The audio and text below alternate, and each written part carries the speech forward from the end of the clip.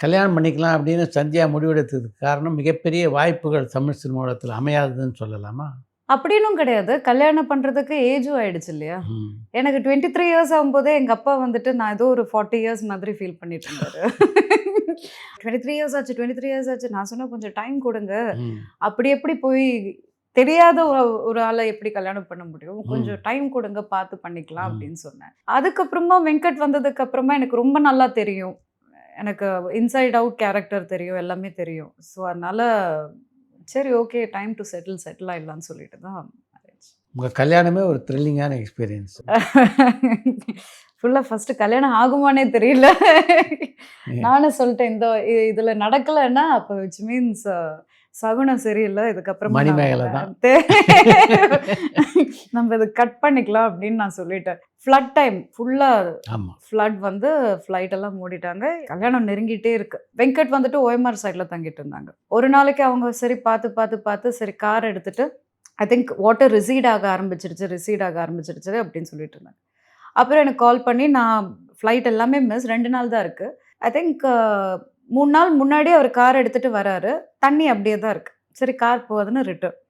2வது நாள் போறாரு. 2வது நாள் காலையில போறாரு. தண்ணி அப்படியே தான் இருக்கு. இன்னும் அது இறங்கல. ம். அகைன் கார் எடுத்துட்டு ரிட்டர்ன். அப்புறம் ஒரு ஈவினிங் டைம்ல இறங்கும்போது தண்ணி இறங்கிடுச்சு. ம். ரீச் பண்ணதுக்கு அப்புறமா அங்க வந்து எங்க ஃபேமிலியா ஒரு மீட்டிங். சரி என்ன என்ன என்ன நான் அப்படியே உட்காந்து யோசிச்சிட்டே இருந்தேன். அப்புறம் நான் சொன்னேன் பேசாம ரெஜிஸ்டர் மேரேஜ் பண்ணிக்கலாம்.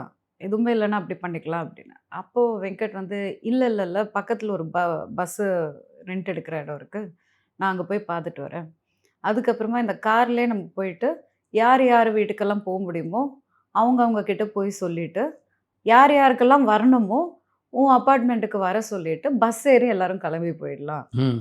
அப்படின்னு சொல்லிட்டு நேரா போய் பஸ் புக் பண்றாங்க. ம். பஸ் வருது. அதுக்கப்புறமா ஓகே கல்யாணம் நடக்க தான் போகுது. கிளம்பலாம் அப்படின்னு சொல்லி குருவாயூர் போய் இறங்குறோம். ம். இறங்கி அன்னைக்கு நைட்டு தான் தெரியுது எங்க அம்மா வந்து என்னோட கல்யாண சாரி அங்கேயே விட்டு வந்தாங்கன்னு. சென்னையில. சென்னையில. அருமை. சரி நான் சொன்னேன் இங்கேயே ஏதாவது ஒண்ணு சாரி வாங்கி கல்யாணம் பண்ணிக்கலாம். நோ ப்ராப்ளம் அப்படின்னு சொல்லிட்டு எங்க அம்மா வந்து இல்ல அப்படின்னு சொல்லிட்டு முரளி சேட்டன்னு ஒருத்தர் இருக்காரு சென்னையில. எங்க அபார்ட்மெண்ட் பக்கத்துலயே இருப்பாரு. ரொம்ப க்ளோஸ். ரொம்ப நிறைய ஹெல்ப் பண்ணியிருக்காரு. அவர கூப்பிட்டு எப்படியாவது அந்த சாரி மட்டும் எப்படியாவது எடுத்துட்டு வந்துடுறியாப்பா. என்ன வேணாலும் அப்படின்னு சொல்லி அவர் ஏதோ லாக்கெல்லாம் எடுத்து தொறந்து அந்த இத எடுத்து அவரு ஒரு டாக்ஸி புடிச்சு அந்த சாரிய எடுத்துட்டு வந்து குடுத்து, சாரி எக்ஸாக்ட்டா என் கல்யாணத்துக்கு ஒரு 1 ஹவர் முன்னாடி வந்தது. அருமை.